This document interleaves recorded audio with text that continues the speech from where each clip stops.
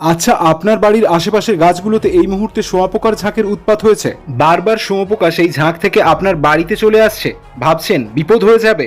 নমস্কার সুপ্রিয় দর্শক, আজ আমরা এই প্রতিবেদনের মাধ্যমে একটি শুঁয়োপোকা এবং প্রজাপতির মধ্যে সম্পর্ক এবং এই শীতকালীন সময়ে আমাদের পরিবেশে এই সকল প্রাণীদের প্রাধান্য দেওয়াটা ঠিক কতটা জরুরি এই সম্পর্কে এই প্রতিবেদনের মূল আলোচনা। প্রতিবেদন শুরুর প্রথমেই আমাদের অনুরোধ, এই সকল প্রাণীদের মারবেন না। কারণটা ঠিক আজকের দিনে কতটা গুরুত্বপূর্ণ তা জানতে দেখুন বিস্তারিত প্রতিবেদন। এর মাঝে জানিয়ে রাখি, এই প্রজাপতির মতো নিখুঁত রূপচর্চার জন্য আপনি ট্রাই করতে পারেন শহর উলুবেড়িয়ার দ্য গ্ল্যাম জোন, একটি ফ্যামিলি স্যালন। পুরুষ হোক বা মহিলা, স্যালন সার্ভিস নিয়ে থাকলে আপনিও পেয়ে যেতে পারেন দীঘা যাওয়ার সুযোগ। ফিরে আসা যাক তথ্যে।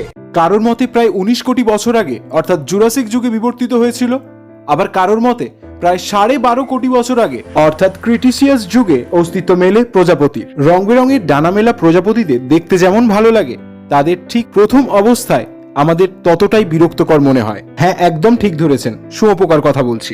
বাড়ির আশেপাশের গাছগুলোতে, বিশেষত সজনা, নজনা, ডুমুর এই জাতীয় গাছগুলির কাণ্ডে অথবা পাতায় এই জীবগুলি ঝাঁক বেঁধে বসবাস করে। শুঁয়োপোকা প্রাকৃতিক পরিবেশের একটি অপরিহার্য গুরুত্বপূর্ণ অংশ। এটি একটি বিশেষ ধাপে প্রজাপতিতে রূপান্তরিত হয়, যাকে বলা হয় মেটামরফোসিস। শুঁয়োপোকার এই যাত্রা কেবল একটি জীবের বিবর্তন নয়, এটি প্রকৃতির একটি আশ্চর্য উদাহরণও বটে। প্রজাপতি শুধুমাত্র আমাদের চক্ষু স্বস্তি ঘটায় না তার সৌন্দর্যের মাধ্যমে, বরং পরাগ সংযোগের মাধ্যমে যুগের পর যুগ ধরে, বরং আজীবন ধরে আমাদের এই পৃথিবীকে সুজলা সুফলা রাখতে সহায়তা করে এসেছে।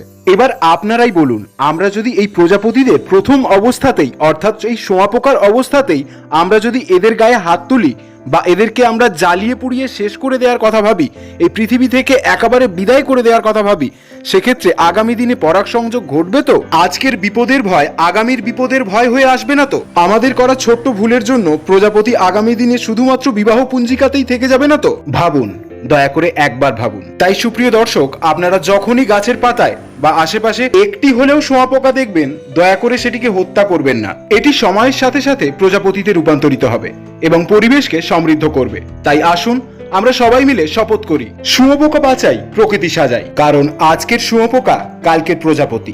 সুপ্রিয় দর্শক, প্রতিবেদনটি এখানেই শেষ হলো। প্রতিবেদনটি ভালো লাগলে আপনি একটি লাইক এবং কমেন্টের মাধ্যমে এতদূর দেখেছেন যে তার উপস্থিতি জানাতে ভুলবেন না। কিন্তু আপনারা প্রত্যেকে ভালো থাকুন, সুস্থ থাকুন, জানাতে থাকুন এভাবেই আপনাদের মতামত।